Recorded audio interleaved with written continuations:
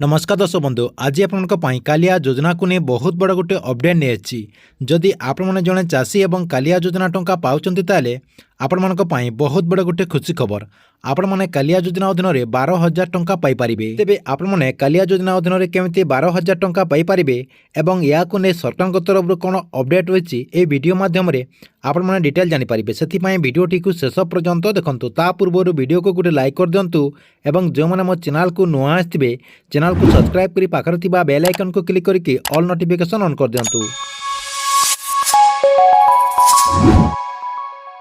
जदि आपण मैंने जड़े चाषी अटंती एवं आपण पाखरे राशन कार्ड रही ताले आपण मानक बहुत बड़ गोटे खुशी खबर आपण मानक मिलवाक जाऊँगी कालिया योजना अधीन 12,000 टंका। तेबे आपण मानक कालिया योजना अधीन 12,000 टंका पाइबाक हेले कौन करबाक पड़िबो देखंतु एठी आपण माने गोटे पोस्टर देखि पारथिबे कालिया हिताधिकारी परिवारक पिलामानक पई माननीय मुख्यमंत्री नवा वर्ष भेटी पर्यंत कालिया छात्रवृत्ति प्रदान करिवे।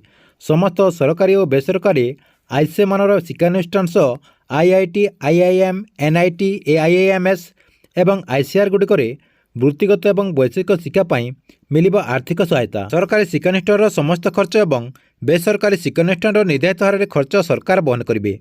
क्षुद्र नाममात्र भूमिहीन कृषक परिवार मेधावी छात्र छात्री मानी कालिया योजनार छात्रवृत्ति आपण मानक बहुत सुजोग देव। तापर देखो 2023-2024 शिक्षावर्ष ऑनलाइन माध्यम आपने आवेदन करेंगे जहाँकि आज ऑनलाइन जो वेबसाइट रही से वेबसाइट ओपन हो जाए आपंकर 9 जनवरी 31 जनवरी पर्यंत आपण मैंने ऑनलाइन माध्यम आवेदन करेंगे। यार जो गवर्नमेंट वेबसाइट रही www.scholarship.odisha.gov.in रे आपने ऑनलाइन माध्यम आवेदन करेंगे। ता सहित कालिया योजनार जो छात्रवृत्ति रही से छात्रवृत्ति विषय में अधिक किसी जानवा चाहूँगे यार जो टोल फ्री नंबर रही से टोल फ्री को आपने कॉल करके जानीपारे। ठीक अच्छे एथिला आपण कालिया योजना को नहीं आसवा बहुत बड़ अपडेट। आपण मानक वीडियो केमती लगला कमेंट बॉक्स में निश्चय गोटे कमेंट करूँ एवं गवर्नमेंट जेकोसी नुआ योजनार अपडेट जानापी यह चैनल टी को आपण मैंने रेगुलर देखुता।